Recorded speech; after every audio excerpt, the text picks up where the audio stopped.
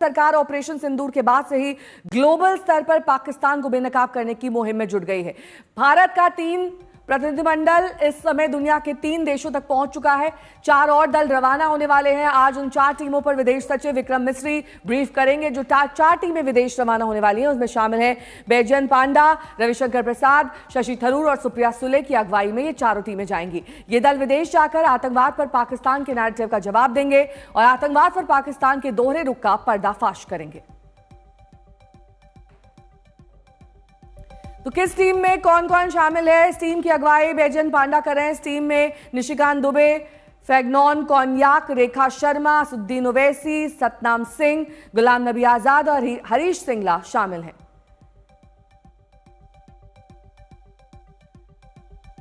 ये team Saudi अरब, Kuwait, Bahrain और Algeria का दौरा करेगी।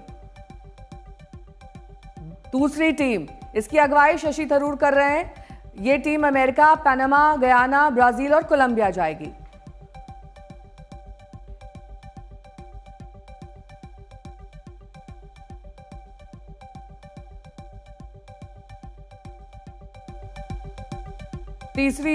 दूसरी टीम जिसकी अगुवाई शशि थरूर कर रहे हैं उसमें शांभवी है, सरफराज अहमद, जीएम बालयोगी, शशांक मणि त्रिपाठी, भुवनेश्वर कलिता, मिलिंद देवड़ा, तेजस्वी सूर्या और तरनजीत संधू शामिल हैं।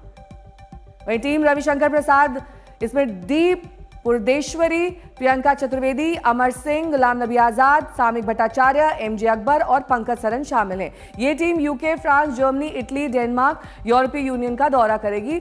खासतौर पर पूरे यूरोप को ये कवर करेगी।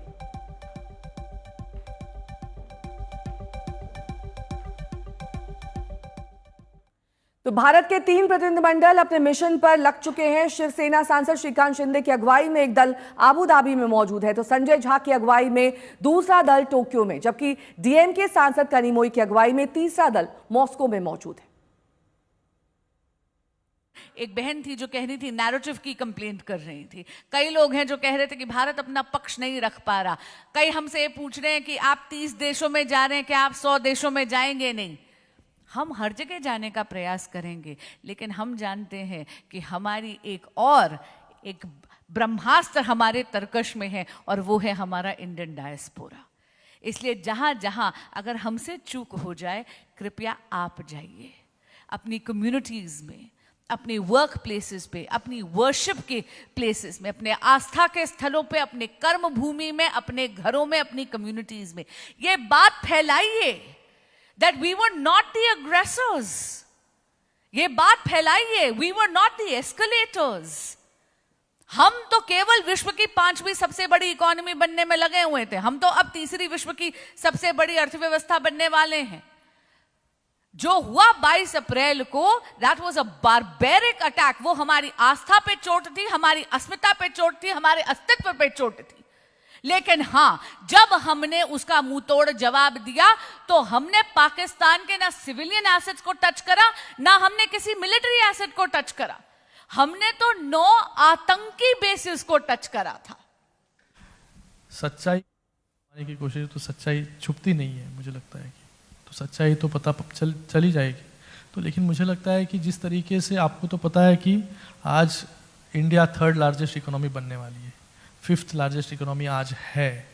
तो इंडिया के 3rd लार्जेस्ट इकोनॉमी बनने पर किन किन देशों को तकलीफ हो रही है ये भी आपको पता है।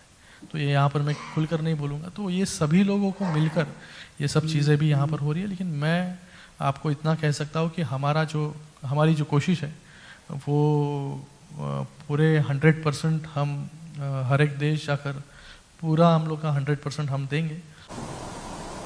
And just to apprise the world, today it's India, tomorrow it could be you also.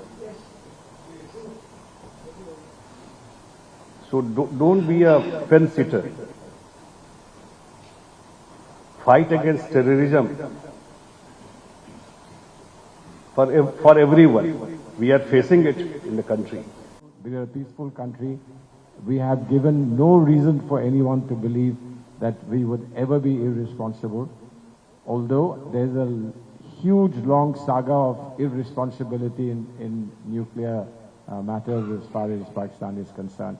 But obviously, the world has an important role to play here, and we therefore wanted to speak to the world to say, this is not just India's concern, this is a concern for the whole world. Both terrorism and this kind of irresponsible behavior is a concern for the whole world. रसिया हमारा ऐतिहासिक दोस्त है, हर मुसीबत में साथ खड़ा रहा है, और जब पाकिस्तान सिर्फ न भारत के लिए नहीं बल्कि पूरी दुनिया के लिए खतरा बन चुका है, क्योंकि दुनिया में कोई ऐसी आतंकवादी घटना नहीं है जिसके तार कहीं न कहीं पाकिस्तान से न जुड़े हो।